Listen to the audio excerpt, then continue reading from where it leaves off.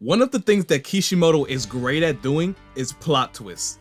When it comes to throwing curveballs at his readers, he's one of the best mangaka to do it. During the 4th Great Shinobi War, Itachi actually being a good guy instead of a deranged villain, and Obito still being alive all these years leading the Akatsuki from the shadows. It's never straightforward with him. You always have to expect the unexpected with him. That's why it's really hard to predict the future of Boruto, because we really don't know what direction the story will go. I tried to predict what was gonna happen in at least 11 of the 13 chapters that dropped since Tubu Vortex released, and I've been wrong for about 9 of them, just because Kishimoto loves tricking his readers. And now chapter 13 introduced the concept of timeline alteration and different futures. So I'll be damned if I keep making the same mistakes over and over again. I get it. To really know what's gonna happen in the series, we honestly gotta understand Kishimoto's logic. Anything that's too obvious, it's more of a chance that it won't happen than it actually does. Hold on real quick. Before I even proceed any further into the video, I gotta ask, did you like the video? Nah, of course you did. I don't even know why I'm doubting you. Especially my day one supporters, you already know who you are. Just know I'm appreciative of everyone that supports. It goes a long way into what we're trying to build. So if you're new and genuinely like to watch or listen to videos like this, consider subscribing and joining the community. But I'm not about to be a yapper, so let's get back into the video. The concept of timeline alteration been a theory long before it was actually revealed to be a thing in the Boruto series. I mean, since it applies to the entirety of Boruto, we can now say the same for the Naruto series, right? It's not really a complicated concept either. Very simple. Just as there was a timeline where Naruto defeated Sasuke in the Final Valley and saved the Shinobi world, there's also a timeline where Naruto loses to Sasuke again and Sasuke's revolution ends up becoming a reality. But since those futures were already avoided, there'd be no point for them to further discuss that. And it's probably the case that Koji can't see timelines for past events that occurred before he awakened his Shinjutsu anyway. But for the events that just recently happened, we can see how timeline alteration truly affected the story. One of the hints that was given to us early on as sort of like a teaser that timeline alteration was a thing was back in chapter 75. Boruto briefly gotten a glimpse into the future using Momoshiki's Byakugan. It was then he seen from his point of view Kawaki in his V2 state looking down at him with blood on his face. All this time, many just thought this might have been a mistake. But I know there are people out there who look deeper into this issue and came to the conclusion that this was supposed to happen. And you all are right, this was supposed to happen. Kishimoto is slick when it comes to using foreshadowing tactics like this to really get us thinking. Now looking back after the latest chapter, it's safe to say that this panel right here was from a different timeline. The timeline that Boruto was headed to until something he did within those 3 chapters changed the timeline to another. Everything happened like Boruto foresaw, but him dying by Kawaki's hand. Like I just said, it's because that was supposed to happen in the original timeline. KASHIN Koji told Boruto he's lucky because if that did happen, Kawaki would just be easily defeated by Code and fed to the Ten Tails. So that's proof that the timeline of Boruto has strayed pretty far from the original path since part 1 it looks like. Now what is it that's specifically altering the timeline is still unknown. But when it comes to Boruto dying, I do have one theory that makes a lot of sense. And it heavily has to do with his upcoming JOUGAN's true ability. If you want to know more about Boruto's JOUGAN and just how it's protected him against his foresaw death for the 2nd time now, just click the video in the top right corner.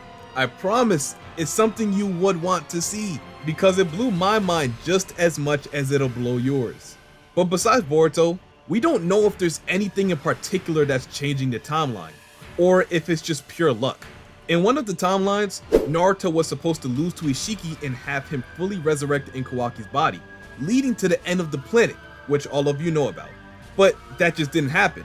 So if Koji can see a number of futures that may or may not happen, it's safe to say that the visions he showed us during his little explanation on how his power works is from a single timeline that might or might not happen. If we take into account of timeline alteration, plus Kishimoto's love for leading his readers into a plot twist, then I might have to say that the Shinju that's about to be born from the Thorn Soul probably won't be the Shinju that's from Koji's vision. I know it's a bold take, and if I'm wrong, I'll most likely get chewed out by the people who saved this video to expose me once the next chapter drops. But honestly, if you're not prepared to take bold risks like this when doing YouTube, then you won't get anywhere meaningful in this business. So here we are. Remember, as of right now, the only logical answers as of how the timeline's getting altered so much is because of the JOUGAN, and simply them knowing about what's going to happen in the future and them trying to stop it could be a factor as well. As I'll admit, so far, nothing has really gone their way. But I mean, every timeline has its own probability and percentage attached to it.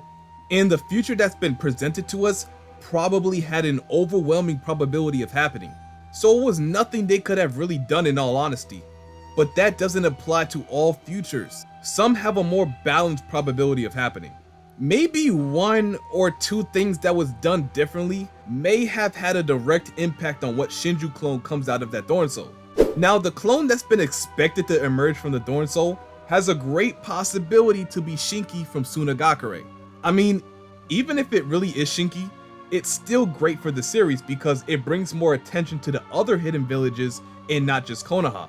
It'll show us that not only Konoha, but the entire shinobi world is being affected by the Shinju's birth. So it just brings more urgency on defeating them. So even though I don't believe it'll be this Shinju that'll be revealed, I won't even be mad if I'm wrong and it is Shinki, because it'll just help the series more in the long run. So if the Shinju that's revealed next chapter isn't Shinki or anyone else that could be this Shinju, then whose clone could be revealed? I think to answer this question, we really gotta look at the characters that haven't really been present in the story as of yet. The characters I'm looking at is Code, Mitsuki, Kakashi, and Orochimaru. You can make a case for nearly all of these characters to pop up as one of the Shinju. Let's look at Code.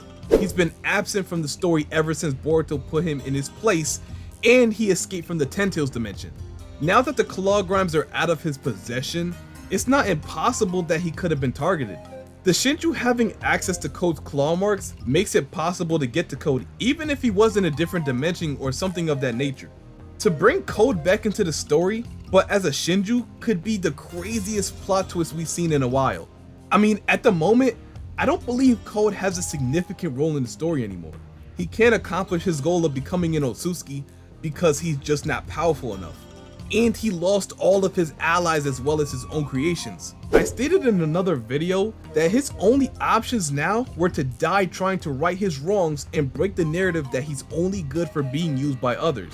Or he could let himself be devoured to power up another villain like JURA maybe. But now thinking about it further, this could be an option too. If we take into account the timeline being altered, it already makes sense that a Code Shinju clone could be in the works.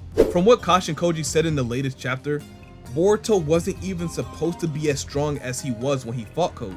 Koji seen how strong Boruto was in the future and decided to teach all the skills and jutsu he knew in the future to the current Boruto.